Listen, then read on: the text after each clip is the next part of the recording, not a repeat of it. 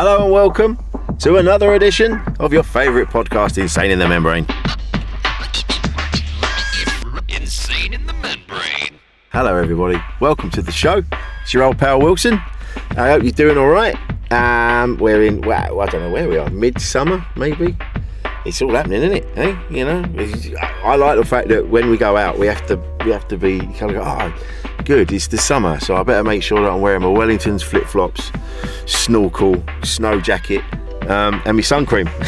Oh, it's the joys of living on this rock we call Britain. Anyway, the United Kingdom, sorry. Here we are. Anyway, before we begin getting into, we've got to do the admin. And so, what we want you to do is become a patron. That's all we want, all right? And it's effortless. It's a couple of quid a month. That's it. You just click on it. A couple of quid a month. You don't even see that it's gone. It's so easy, and all it is, it just helps us keep the lights on. So a couple of quid a month. That's all we want you to do. And so to become a patron, go to patreon.com/membrane podcast, or through the Linktree link, which is in the podcast description, and all of my social media. It's in the bio, so you'll see. It will say Linktree. Click on that, and that takes you to my website. Takes you to everything that we do. The radio show that we do on Islington Radio. It does everything that we do. And you can book Producer Paul to be your producer. That's on there. All my gig dates, if you want to come and see me, they'll all be up there as well. And so that's what you need to do. If you become a patron, you get over 50 archive interviews. You also get early access to our studio cam filmed interviews. So that's what I mean. We film these now, and you get them before everybody else. So a couple of quid a month, and you're ahead of the game. That's it. And honestly, that's all it is. A couple of quid, £5, just bung it our way, and then that just helps us keep it going. That's also go to patreon.com/Insane in the Membrane podcast, or click the link tree in my social media bios, and away you go. What's not to love? We've got more stuff coming up as well that we'll be giving out to patrons as well. So yeah, watch this space. We'll keep you posted about that anyway. So yes, that will be lovely. So this week on Insane in the Membrane, I'm going to be talking to Vittorio Angeloni. Irish Italian comedian who I haven't worked with him yet. We were going to work together, and then I think he had to do something else, so he had to pull out. But I've been hearing some great things about him. He's a very, very funny boy. Every time his name comes up, people go, yeah, he's brilliant. So I'm looking forward to working with him in the future. It's really cool, actually, because I've said this before. You think everyone's got a handle on stuff. You think everyone seems to be smashing it more than you. Everyone seems to be a bit more sorted than you feel to be. But when you get talking to people, you go, oh yeah, you've got your own shit going on as well. Everyone's got their own shit going on. Don't be fooled by social media. We've all got ups and downs. We're all over the place. Everyone's blagging it. Me included. You know, it's all that. Everyone's up and down, round and about. You know, so don't be sitting there, or don't be lying there on your bed going, oh, why am I shit? And everyone else is smashing it. Everyone's the same. We're all up and down, this way and the other. So don't beat yourself up. And that's what I love about this podcast. I get to talk to people. I go, oh, you're smashing it. And then you go, actually, I've got this. We talked about agoraphobia on this one, and I wasn't expecting that. I don't think that's a subject that's come up before. I've certainly never spoken about it before. So I know, and I mentioned it in the interview, in the episode where I'm like, I'm aware of it as a film version, but I've never really spoken to someone that's kind of suffered with it. So it was a really interesting chat. So that'll be coming up in a bit. So let's stop me waffling and let's get on with the episode. Coming up in a minute is Vittorio Angeloni. A podcast from producer paul.co.uk. Insane in the Membrane. So there's no, like I always say this, there's no big introduction, we just get into it. Yeah, that's it. Just chat away. I've been hearing good things about you, man. Well, it's gone well, like quite maybe quicker than I expected it to. It's all right. Just generally. So yeah, nice. Just trying to work hard as best I can and not piss anyone off. Good luck with that. I know. You'd be surprised how easy it is. I know, for flip's sakes. I know, people are a little bit on edge, it seems. I don't know. I love being a comic, but now and again I'm like, fucking hell, chill out, mate. Oh, people just love drama, don't they? Yeah. It's all a bit much. How long have you been doing it? 4 years, maybe coming up to 4.5, 5, something like that. I had a weird start though. I started emceeing before I did any sets. Well, that's how I did it. I started. That's what got me into a lot of places, because most people need wanna- MCs. Yeah. So Yeah. if you can MC, anyone listening to this, if you're starting out in comedy, MC, because that'll get you in places. Yeah. You know? It is handy. Sometimes it feels strange because you don't want to be in a little box, because some promoters only ever see you as an MC then if you want to run some stuff, but it's not the end of the world. Yeah, and to be honest, it will organically morph into something that you'll get to a point where bookers will go, oh, do you want to do a set or do you want to MC? They'll ask you. Yes. So that's where I'm at the minute. They kind of go, well, what do you want to do? Yeah, either or. It's nice to have that option. So that's nice. Yeah. I mean, I think that's later on. it helps you find it feels like it helps you find your voice, because when you're drifting between the crowd stuff and the material, it's hard to have too much of a persona on, because the crowd stuff is so in the moment, and then if you have to make a big jump to suddenly do your material in some kind of heightened version that you weren't doing when you were doing the crowd work, audiences just freak out. Well, you'd be surprised what has happened. Again, your material will morph as well. So if you're quite conversational as an MC, you can then, what'll happen is you'll be able to kind of slide into your material. So it makes it's like you're just chatting. And which is the best stuff, isn't it? Yeah, I love that. I love doing it. I love making people laugh. It's fucking great. That's all I want to do, just make people laugh. I got into this and I was like, oh, you can make money making people laugh. Yeah, all right then. But then a few years in, people are like, well, what are you going to do now? You go, well, I thought this was it. They go, no. That is it? Yeah. Yeah, there's all this and people see me as quite a driven person, but I'm just trying to carve out space to be very, very chilled out. Yeah. If that makes sense. So I just want to push everyone out of my way, and then I just go, okay, I can just chill out and make people laugh now, and I have enough money to crack on with. Where did you grow up? I grew up in Belfast, in South Belfast, in quite a nice little suburb. Yeah, okay. Because I obviously only know of Belfast for when I was growing up. Yes, which isn't nice. No. To the point it was like, I remember going to Ireland when I was 10, and we were driving around, and my dad was a civil servant, and even he said, he was like, we're not going.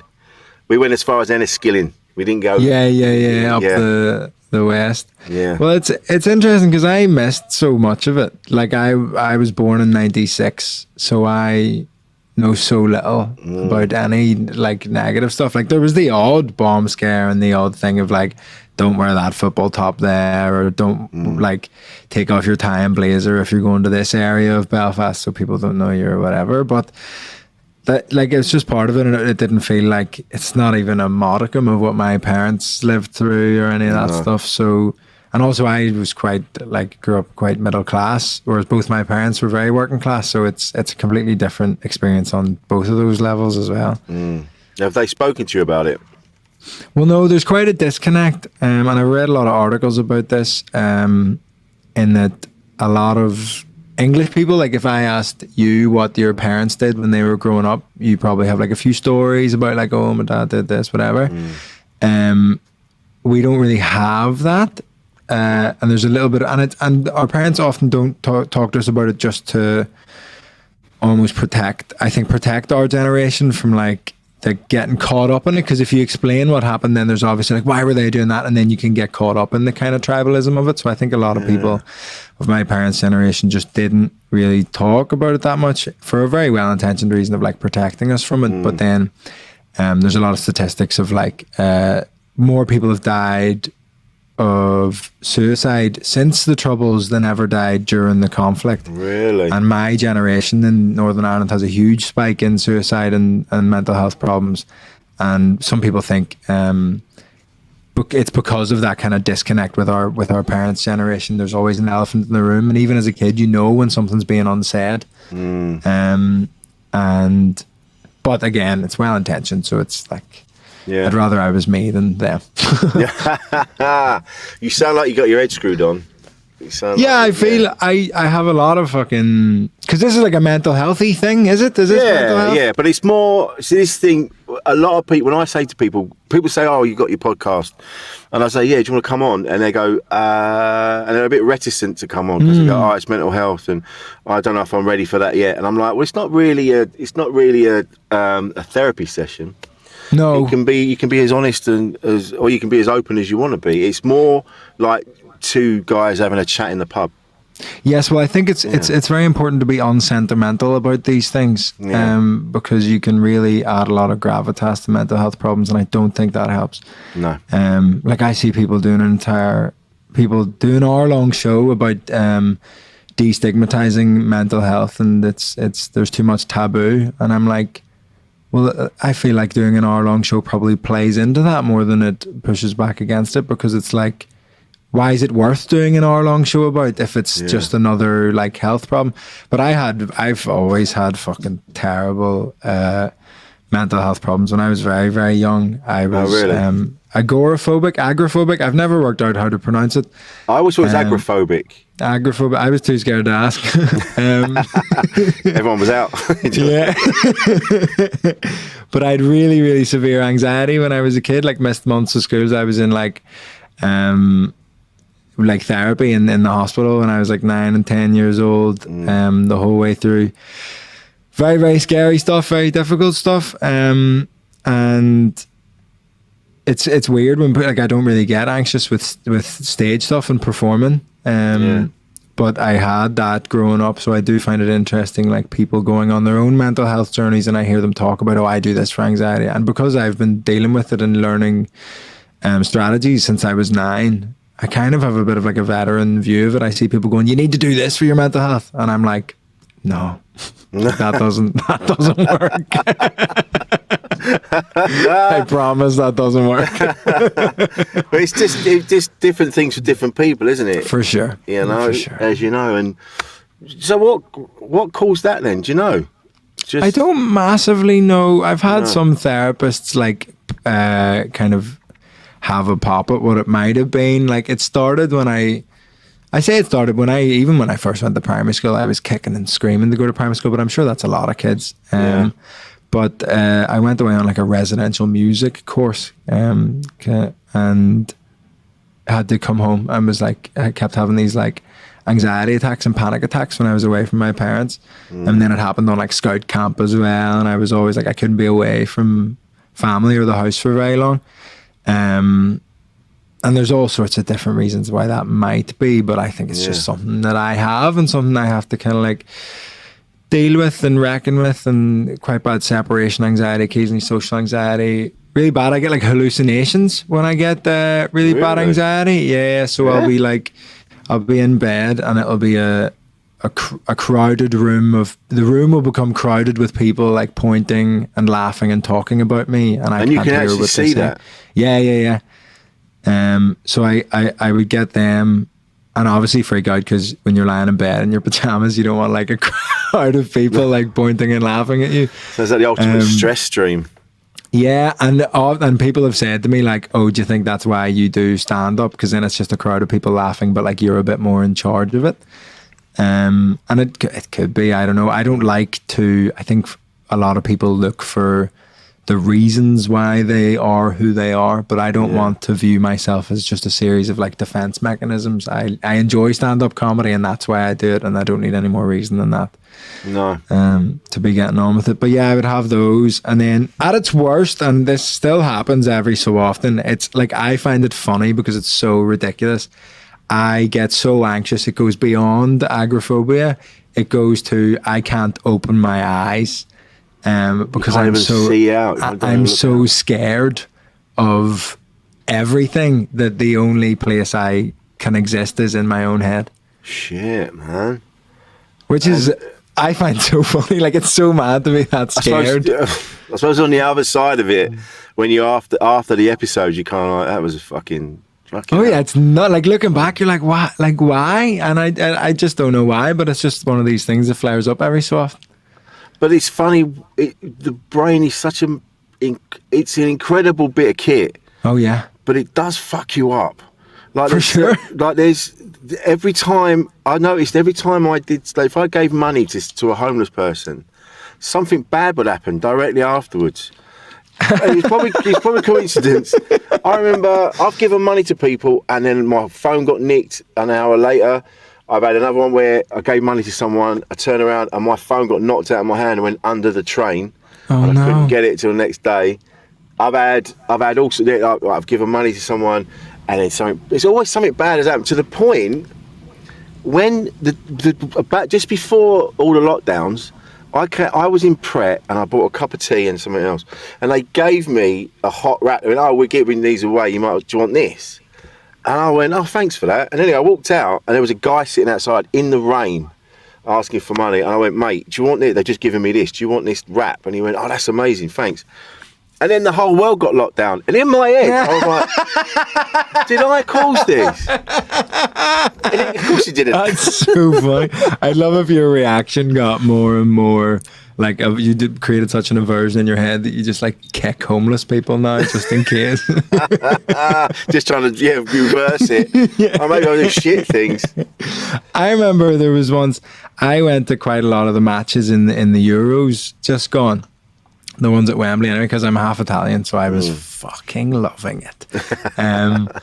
So I went to Italy, Austria in the last 16. I went to Italy, Spain in the semi-final, and I went to Italy, England in the final, which was mad. Italy, Spain I went to, and that was maybe some of the happiest I've ever been. That penalty shootout, I was at the end in the corner where the penalty shootout was, and it was just, I bawled my eyes out for like 20 minutes in the stadium afterwards, which is quite funny because I don't speak any Italian, but I had loads of like Italian men coming up to me being like, "Scabby," and I'm like, ah! Just making noises that sound like it. Yeah, but literally that's me in the crowd of Italy football matches just going, "Hey!" But then I was on my way home from that match and I'd had a few pints, but like, do you know when you're that like adrenaline up and just so like ecstatic, you can't really get drunk because like you're just like buzzing a bit. Yeah. So I was getting the bus home, and it takes ages to get home from Wembley when it's been like a full stadium as well. So I was going into town and then back out of town. And I was just getting all the messages coming in of people saying, "Oh well," because this was when English people were still like happy for me, right? Yeah. Because it was the semi-final. So I was getting all these, and I was just replying to them, and I was waiting at the last bus stop to get a 10-minute bus to my house, and this was the last bit of the journey, and I was just stood there, and I was stood at the bus stop holding my phone, and for a split second I go, "Is that a moped?" And then they just grabbed my phone out of my hand and disappeared and I like ran after them, but there was no way I was getting them, and I was just like, so I think something of going from so ecstatic to just like absolutely devastated, and I'd never had that happen before, and it's something about it feels so disrespectful because like there's something honourable in pickpocketing. Do you know what I mean? The skill that it takes to, yeah. You gotta respect it. But for someone to just have the disrespect to like basically look you in the eye and be like, "That's mine now," it's so bad. So I was like in floods of tears in the street. I was pretty drunk, and I like sprinted home instead of getting the bus. And I remember running through before I started sprinting home, I screamed, "Why can't I just have a good day? Something terrible always has to happen." And then while sprinting home, I was screaming in the street, "All I've ever done is try to be a good person." Oh, mate. It just gets to you like that. It's so bad, man. I was talking before on another episode with Mike Cox, and I just said sometimes I'll be in the kitchen and I just go, "Fuck!" Yeah. I'm doing my fucking best. I remember once in uni, my housemate came in and he went, "Oh, yo, this much for the water bill." And I just turned around and went, "It never fucking stops, does it?" We've just paid this. Money keeps going out. It doesn't come in. What's going on? Yeah, it does. It just gets to you.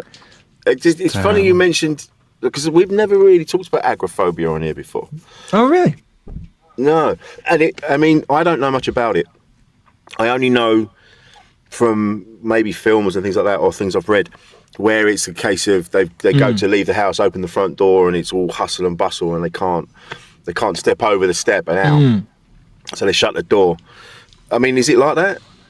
I don't know, because mine, Or your experience? very much comes from like I think a separation anxiety. So it was quite linked to like my mum particularly, and that's no fucking slight on my dad. It's just what it happened to be like, and it's so I don't know, like, because what's interesting about being like in so much like mental health treatment when you're that young is I don't really know anything about what I was necessarily diagnosed as, or what the conversations they were having with my mum and dad were versus what they were saying to me, like, because it was all like infantilized isn't the right word, but it was like codified for children to understand. So they would refer to it like, they were like, what does it feel like when you have a wobble? Because that was the terminology that we used. And looking back, like, definitely either a panic attack or anxiety attack, whatever way you want to phrase it, that's what a wobble was. Yeah. And it's like, so I have a weird perception of it, and I've had a notion, and I don't even know how I would go about it, and I've almost definitely missed the boat to like see if I could access my medical records from that time to just see what was being written about me and what they were treating or what they kind of thought it was. I only refer to it as agoraphobia because I was pretty much stuck in the house, like couldn't go to school, couldn't do anything, like for like chunks of time. And it was never like a year in the house. It was like because I was always being pushed to go into school and try it for a couple of hours. And even if I was at school, but just doing worksheets in a separate room to everybody else. So I was in like the office, like the waiting area of the principal's office, just doing worksheets rather than being part of the whole class. So mine always came from like I would feel physically ill, and it's what you were saying earlier about the brain being so fucking powerful that it's annoying. I get like a fever and like that hallucination stuff, and like it really becomes physical. Like I need to throw up and like start to feel very, very unwell. And I think that's partly because I think my brain worked out that did get you off school. Right. If you were ill. So my brain just like made whatever that, but through like sheer panic. So there's all that stuff. And it kind of flared up during the lockdown as well, because I'd spent such a long time unlearning all these irrational thoughts I had about going outside and about crowds of people and about like entering the world. Yeah. Being like, no, that's not rational. Like it's all safe. It's all safe. It's all safe. And then the government were like, actually, you were right. And I was just like, oh no, everything's dangerous. I was right to be scared of crowds of people and going outside and doing this and doing that. So it all rolled back, and I there was a point in the pandemic I thought I was going to slip back into it, but Really? yeah, and I think I was close. I nearly passed out in my friend's garden with anxiety because his like sister had like a fake graduation because they like didn't get one. So they had a few people around in the garden, and it was the first time all I would do is I would walk the dog in the park, and I refused to go to the shops or anything. I was like, I'll do more around the house. I moved back in with my parents. I'll do more around the house, but I'm not going to the shop. I can't do that. And yeah, so I went around to this like graduation thing, and then I ended up sat. They had like a little gazebo thing like on a table, and I was just sat with a friend kind of at the edge of the open edge of the gazebo. And then people kept arriving at the table and going, oh, can you shuffle down a chair? Can you shuffle down a chair? Can you shuffle down a chair? And then I ended up as far into the gazebo as you could be, with people all around the table right until me on both sides. And my vision was like tunneling and all this stuff. And it was actually at that point where, and I'm really glad that I did this. On the car journey home from that, I said to my mum, can we do a comedy gig in our garden? Because I found that really hard, and I think if I don't get back into this, I'll never do it again. Yeah. So you did a gig? Yeah, we did a whole, I only had like 4 months off. We did like a whole summer of, we did 7 gigs in my back garden to 30 people. Brilliant. It was unreal. We made a little mini documentary as well, if anyone wants to watch it or whatever. But it's like, yeah, that was really exciting, and it got me.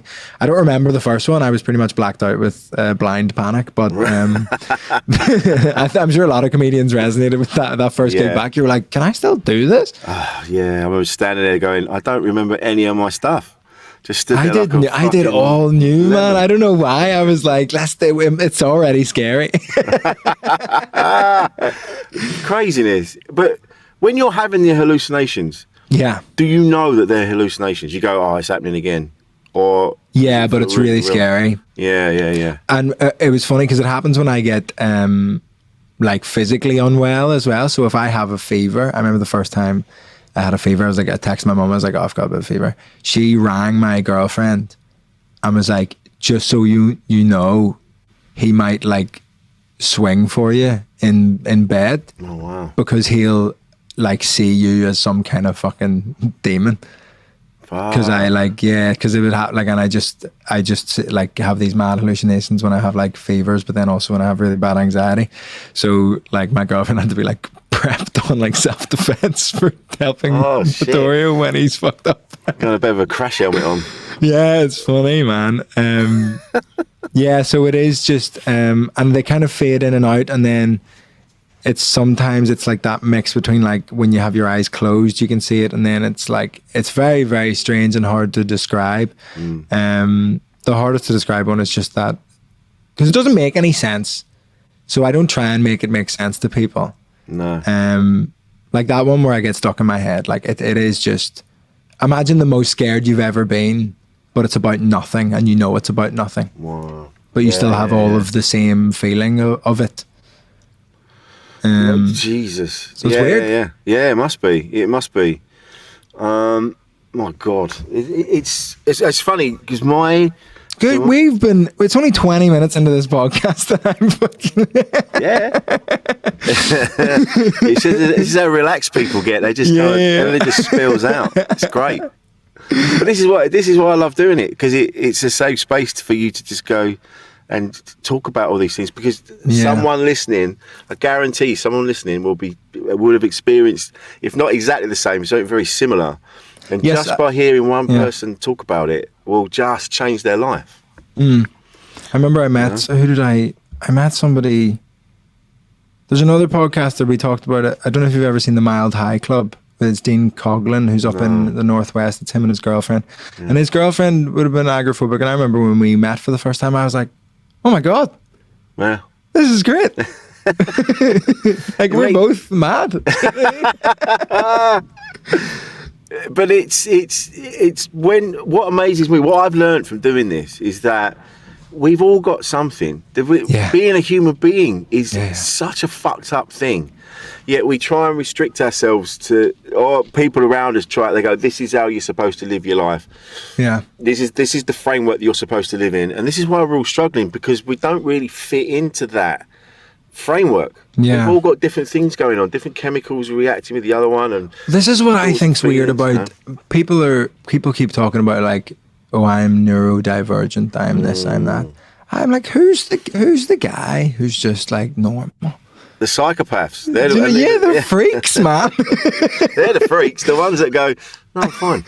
I've never met a person who I couldn't diagnose with something. It's true. Everyone's got something. Yeah. There's this weird feeling that everything is just, you're this or you're that or you're that. Yeah. Everyone's got a bit of this and a bit of that. And all depending on your mood and your blood sugar levels. Oh, I like it, allowing myself to be different every single day. Yeah. Not having a fixed idea of who you're supposed to be. I don't know anyone that's, the people that I do know that are kind of go, this is who I am. Yeah. And you go, well, you're a bit of a cunt. I find that even with stage stuff, comedians go like, oh, I'm quite a low energy comedian. I don't think I'll do well at this gig. And I'm like, well, sometimes don't be. Yeah, do something else. If a room needs more energy, like maybe just do that. Yeah, you're always expecting the audience to come to you rather than you go to them. Put a shift in for once. For once. Roll your sleeves up, dickhead. There's a need as well at the moment. It feels everybody wants a thing. And takes the pressure off. Yeah, and you're like, well, maybe, I don't know, maybe you're just a bit, we've all got a bit of something. Yeah, I don't like to lean on it too much, because I just think it's something I deal with, something that happens to me every so often, but some people have it worse, some people don't have it quite as bad. Everyone has different things, but it doesn't define me in any way. No, this is it. We all have moments where we go, I can't face going out. I can't face. No, I'm not saying that's the same as agoraphobia, but no, yeah, but it is that. you have element. Yeah, you just kind of go, oh, I can't face There it. has been a confusion between the emotion of anxiety and the diagnosis of anxiety. People go, oh, I've got anxiety about like this job interview I have. And I'm like, yeah, you should. You're supposed to. It's a job interview. Yeah.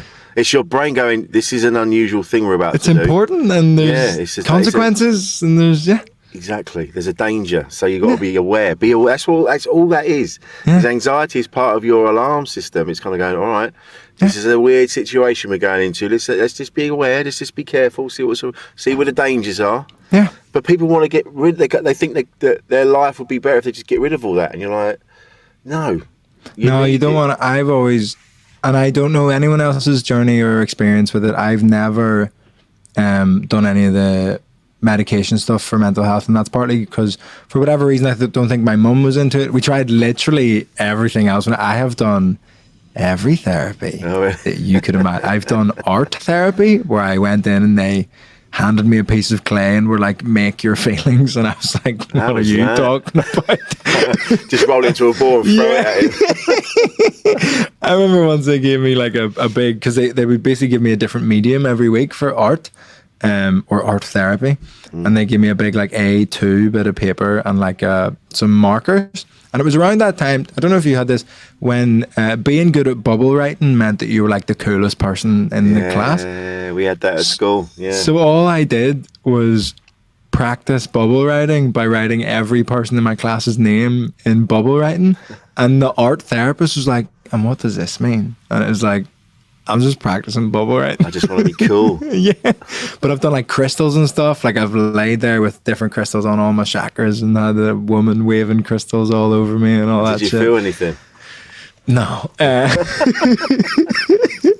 And I've done, you tried like hypnosis tapes and all that stuff. I hated them. I don't like them. They kind of freak me out a bit. But all sorts of mad stuff. But for whatever reason, I just never had that kind of chemical intervention with medication. And look, I don't know what works fine. It's all different for different people. But I think partly because of the lack of funding, it's much easier for a doctor in the NHS to go take this, it'll help.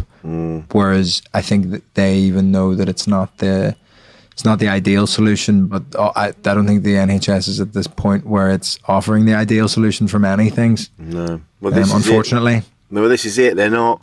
Well, it's like a Band-Aid, isn't it? They're just putting They're just putting a Band-Aid over a massively open wound, and it's not adequate. Yeah. And that is it. It's easier just to just bung people on sertraline or whatever it is, rather than dealing with the real issues, which is society in general. And that happens with physical stuff. I've got mates who are doctors who are telling me about, they get the same people coming in with chest infections week after week after week, and they'll give them a course of antibiotics, and that's hundreds of pounds of antibiotics. And my mate who's a doctor is like, if we just paid their heating bill, their house wouldn't be damp and they wouldn't have chest infections. There you go. Yeah. So it costs the government more money to spend less money, if that makes sense. Absolutely, it does. And it's that if you start taking care of people, the rest will fall into place. Yeah. But they're so hell bent on, well, they just can't bring themselves to help people, it seems. They're it's strange because they just need to look slightly further down the line. Like, look, if these people are impoverished and they don't have enough food, then they're going to eat cheaper food, which tends to be fucking worse for you. And if they're working 3 jobs, they don't have time to cook, so they're just getting fucking terrible fried pigeon from around the corner, and then they'll be unwell, and then they'll have to go into hospitals, and then the NHS is crippled by all that stuff. And it's just having slightly more foresight, no matter what your political leanings are. Like, I think that's the way to do it. I think people like get into a real phase of just calling Tories pricks, but I don't think that actually, like, pitch it in a way. They care about money, so you need to pitch it in a way that's to do with money. To be like, hey, do you want to save money? Give people universal basic income. It doesn't seem intuitive, but here's the breakdowns of the economics of how it works. Yeah. And I think that's a better way to do it. But this is it, and it'll only go back into the system anyway. Oh yeah, so, so it's not like you're giving money and we're all going to sit on it like you lot do, like you fucking... Like, smog and the fucking smog mountain. sliding around on gold coins. But this is it. Like you say, it's so short-sighted. They don't take care of people. No. And if they did, things would just improve vastly. Yeah. But they're just so petrified of. But they know that they can play on people having a shit time by blaming it on somebody else. Yeah. Which is them. Which just means they stay in power longer, isn't it? It's like, Yeah. oh God! But this. I was on antidepressants for a bit, very briefly. How did you find it? It just made me feel nothing. And I mean nothing. Yeah, I don't want across that. the board, and I didn't want that. I remember I've said it before. I was at a festival, and I was on antidepressants, and then I took some illegal substances, and it didn't. Nice. Yeah, what a fucking mixture. But it didn't. It just. I was just completely level. I didn't go up. I didn't go down. I was ended up walking around like I don't know, wherever it was, Creamfields, talking about mortgages. It was it's like just that thing where what is it in Silence of the Lambs? You know, when he eats that guy's nose, and they're like, his heart rate didn't change. That's like that's what psychos are like. It's what you said. Like these like everyone's so scared to have an up or a down, and that's where the stigma lies. Like just you gotta feel something. I know that it like some people's ups and downs are unmanageable, and that's another thing. But I don't know. But I don't know. I don't have any personal experience about that stuff. But I've always tried to find a way to not. But there's almost I've seen a few people that they love having meds, and they love talking about meds. And I want to say to them, like, come on, this can't be your life. Yeah, there must be something. But they're like, oh, I've got these meds I'm trying, and I've got this, the meds for this and meds for that. And you go, but you're now obsessing about the meds you're on and what you've got, and that can't be your personality. There's too many other and people. There. This is like mildly controversial, but I think people just don't like to be confronted with it. I know a lot of people, friends of mine, who will say that, oh no, I've tried everything else. Medication's the only thing that works for me. And a lot of the time they're lying. Yeah. Because they haven't tried everything else. And sometimes that's because they can't bring themselves to get out of bed and go for a run. And I'm not going to be one of those people that says, just go for a run. But I think from experiences that I've heard is the best experiences of people taking medication that I've heard is that they use the meds as a stepping stone. So they use the meds to get them to a point where they can get out of bed and they can start to take on some of those other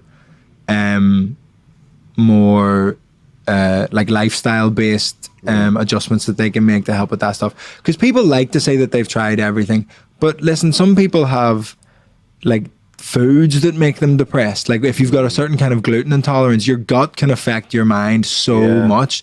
And I think like I just know them and know they haven't cut out different foods and tried different exercises and tried this and tried that.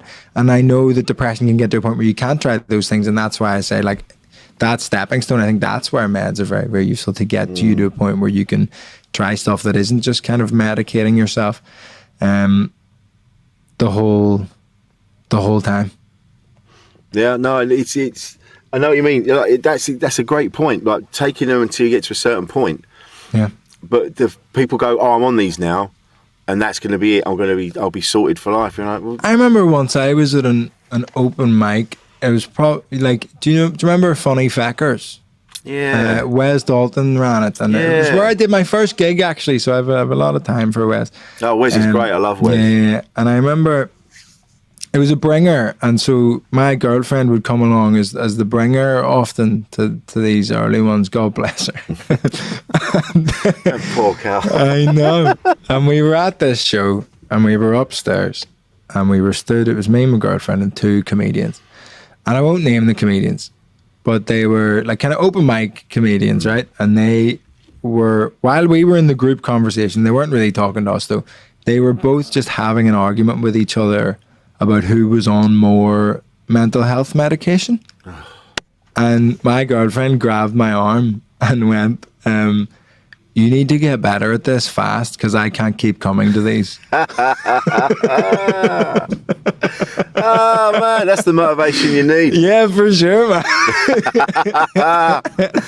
It's true. I've been recently. I've been at gigs with comedians, and they're like opening 5 minutes. They're talking about all that they got. Well, I'm this and I'm that, and I've got this and I've got that, and blah blah blah. And you're like, all right, I get it, and it's not cool. But who are you? Yeah, exactly. And the fact that what you should be doing with your comedy, just tell the jokes, tell the stories, and from what you're saying, we'll work out all of these other things. You're giving it, like Jeff Innocent, I was with him the other night, and he teaches comedy, and he Show, said, don't tell. Show, don't tell. That's it. And it's brilliant. And it's hard. This is what people do. Showing, not telling is very fucking difficult. Yeah. But that's why it's good. Yeah. And then people figure it out. Yeah. They're going to figure out what your politics are. They're going to figure out your sexuality. Yeah. They're going to figure it all out from what you're saying. And audiences get a real buzz off of that puzzle, figuring that out. Yeah. Because they go, I've got the measure of this person. Yeah, now. yeah, I know what they're about. I've figured it out. And it makes them feel better. Well, even in conversation, if you meet someone who's constantly declaring what they are, I'm like, yeah, like, you're probably just a dickhead. Like, do you know what I mean? Like, I much prefer an authentic dickhead. Like, I've mates who are dickheads, but they can't be anything else because that's who they are. Yeah. And I prefer that to someone putting on some kind of performance for me. Because I'm like, I don't know who I'm talking to right now. No. And I said this to my girlfriend when we got together, and I think it's something I'm quite proud of like, I said, we both have to come in with, when we're like disagreeing on something, we both have to come in with 100% what we want. Don't pre-negotiate in your head before you enter the conversation, because then we're two fake people having an argument in between two real people. Because if I assume what you might want and then go in with that, then you're assuming what I might want, and then it's two people who don't exist compromising to each other's things. And I'm like, no, we both have to just be selfish dickheads when we start the conversation, and then we can get to what might actually work with the two dickheads. But being honest with yourself and say, look, this is how I want, this is what I'm after, and then that's it. And it's been like that with my new missus. We're just really open about things. We do talk about everything. Yeah. But it means that we're not shouting at each other later on. It's like we kind of, when something happens, we talk about it straight away. We call them small dragons. Me and my girlfriend. Oh yeah. So there's a story, and people don't like him, and I think he's gone off the rails recently, but I used to find him quite helpful, and his name's Jordan Peterson. Yeah. He told this story once of there's like a little like kids book about a boy who has a tiny little dragon under his bed, and he went down to his mum and said, "Oh, there's a tiny dragon under my bed," and his mum goes, "Dragons don't exist. Go to your room." He goes upstairs, and the dragon's a bit bigger than it was before. It's maybe the size of a dog now. He's like, oh, and he goes down the next day, and he says, oh, that tiny dragon's like a wee bit bigger. It's kind of the size of a dog. His mum says, dragons don't exist. Go to bed. Goes back up. The dragon's like as big as the boy now. And the boy goes down the next day and goes, what? This dragon's fucking, it's bigger than me now. Mum goes, dragons don't exist. Go to bed, right? Goes upstairs. The dragon is filling his whole room. And he goes downstairs and goes, Mum, listen, this dragon's massive. And she goes, I told you dragons don't exist. Go to bed. And then by this point, the dragon is filling the whole house.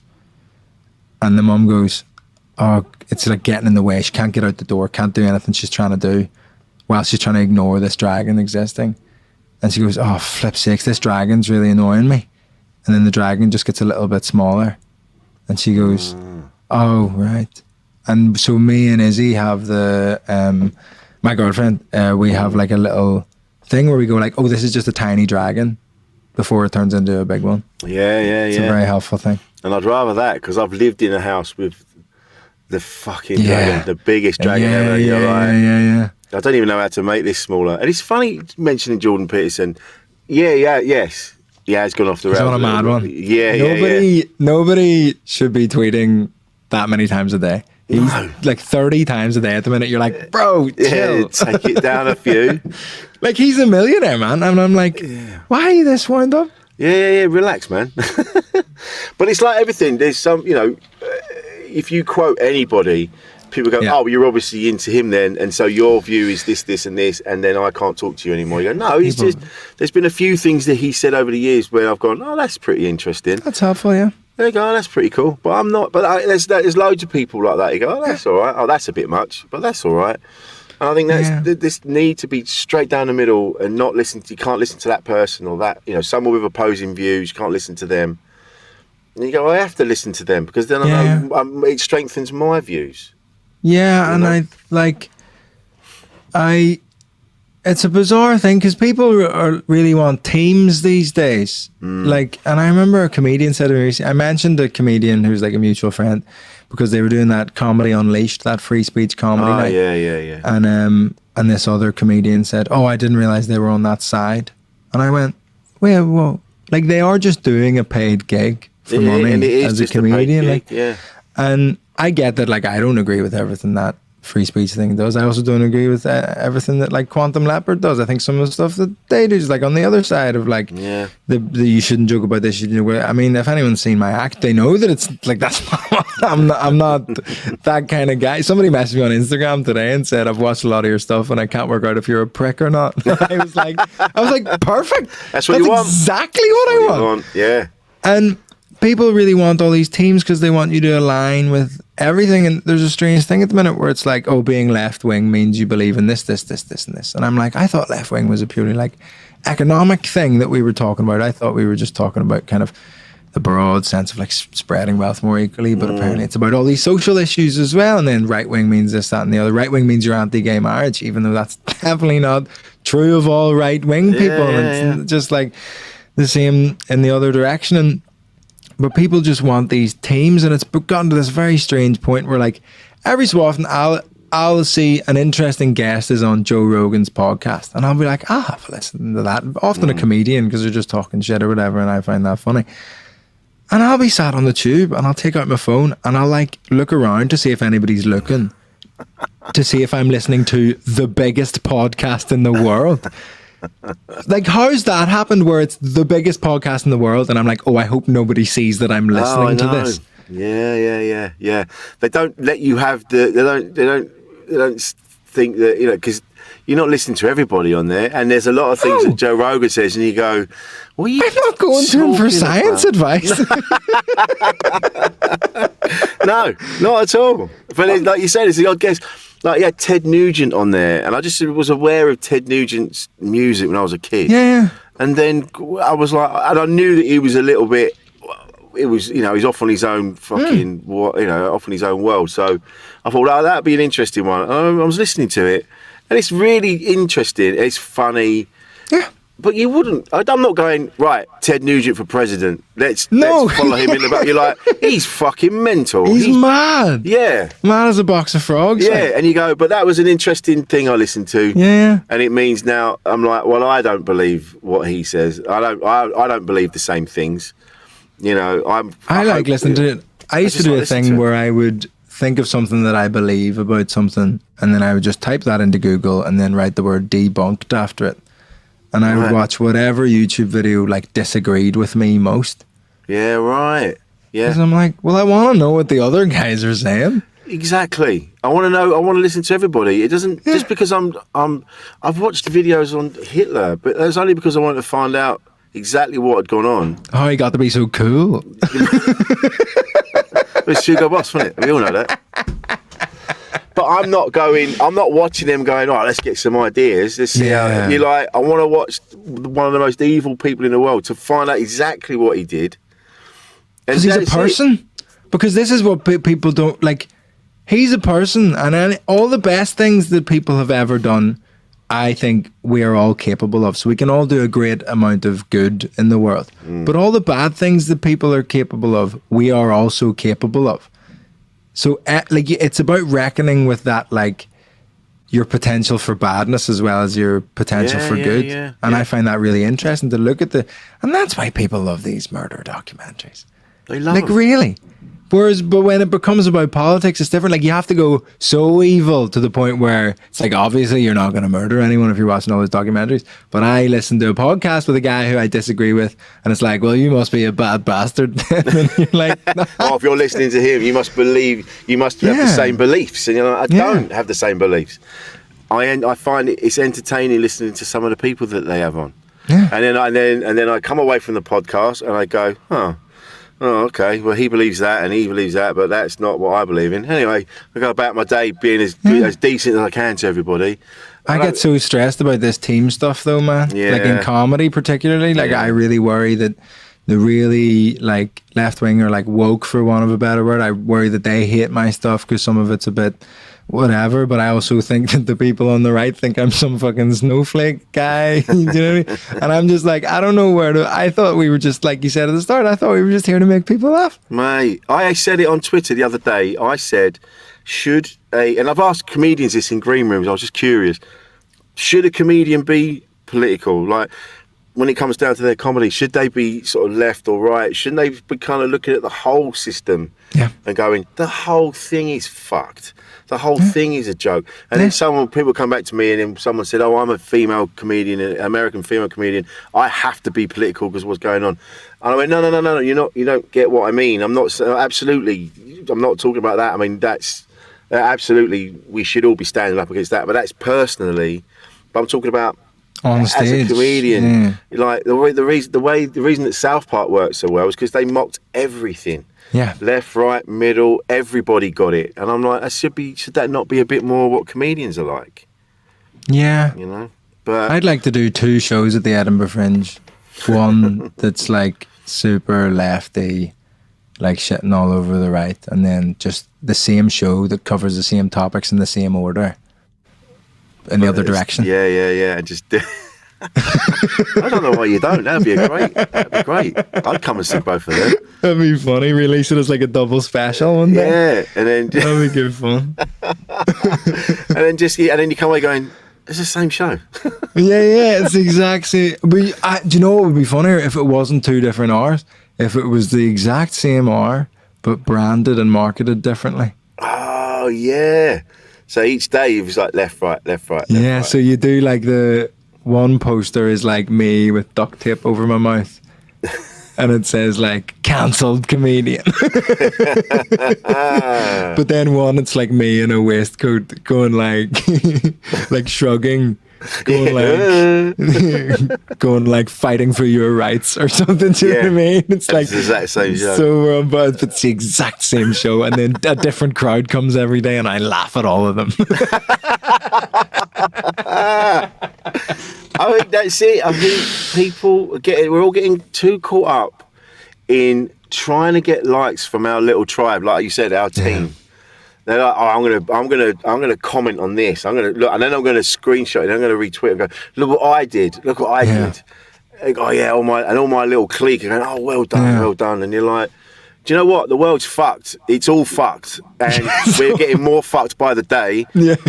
This little shitty thing that we're fighting over now ain't gonna matter because soon, like you said, we're gonna be underwater in a bit. So let's stop all this shit and start pulling together. Before we wipe ourselves out, we're going to not be here, and none of this will matter because we were too busy trying to get likes from our little mates. It's fucking mad. I deliberately hemorrhage followers sometimes. Was it? So see if I have a particularly like, in whatever direction, whether it's like a particularly like a laddie bit of crowd work goes on, and it like might be interpreted as like potentially misogynistic if you view it in the wrong way, or it might be this or it might be that. And I think if I get like an influx of followers and I'm like, oh, don't know if they are nice people, don't know if they got it, I'll deliberately post a poem that week just to be like, some of you can fuck off. Yeah. Let's test this. Let's see what you're about. And a lot of them leave because they're like, I didn't come here for poetry. I came here for misogyny, actually. What sexist bullshit? What's that fucking rubbish? How dare you give a shit? I wanted to call them women in the crowd sluts, actually. That's what I wanted to do. Oh, man. I don't know. I hope we get to a point where we figure it out. But it doesn't, at the minute, it doesn't feel like it. It feels like we're all... No, we won't. No, we're not going to, are we? It's over. You just need to read him. Have you ever seen, do you know Eddie Pepitone? Yeah. Oh, he's the man. He's the only, he's mental, but he's the only one with his head screwed on. Like his tweets where he's like, everything's ending, shop at Arby's. It's so funny. There's been a few of them and they've gone, yeah, run your credit cards up. No one gives a fuck. Man. Yeah, we're going to be fighting over cucumbers in a bit. So, mate, I It's love to gonna be happen. fighting over cucumbers. Do you think you would do? I was talking about this in the podcast recently. Do you think the actual collapse of society would remove stress in some way? No, because then you're having seen only I can only base this on the movies I've seen, but it would be then it's really survival of the fittest. And But then you're not really getting anxiety. Do you know what I mean? You're just like actually fight or flight all the time. Do you Surviving. know what I mean? And then So it's like- you can't trust the people you're with. I mean, look at I can't trust the people I'm with now. What am I saying? I know. Yeah, it just amplifies it. Because I just think so much of my stress, and I think a lot of people's stress, comes from trying to fit into society or what Absolutely, 100%. society expects of you. Yeah. If society collapses, I'm like, oh, I just have to like forage for nuts and berries and kill the occasional marauder. Do you know what? I do look for places to live when I'm out and about, and I go, "What if it did collapse?" I'm like looking at the sides of like the railways and things like that. I'm like, "Oh, there's like these arches." Oh and yeah, there's you good could build a viewpoints. camp. You could see people coming. Yeah, this is up high. Yeah. I'm on the viaduct. And there's a water source down there. Yeah. There's that. I can do that. And then there's okay, yeah, we'll be fine. There's the supermarket there. We'll raid that till it's empty. Yeah. But do you know what'll happen though? I'll be the first one to get killed. I'm being all thinking I'm going to be like one of the leaders. I'll be the first one to get my head caved in. My mate, you've probably gigged with John Maher, have you? Oh, yeah, I have, yeah. Irish guy, Yeah, fantastic. yeah. He had a really funny bit, and I won't try and spoil it too much, but basically, like, if the war does escalate and like bombs start dropping, you'll just see him on a bar spike, like cycling towards wherever the bombs are dropping, just trying to header one of them. Let's get this over and done with. It's like, I don't want to survive. The nuclear winter holocaust, the nuclear winter, where it's just wiped out and you're the only one left. Someone else said the other day, they're going, oh, what if this is you and someone else?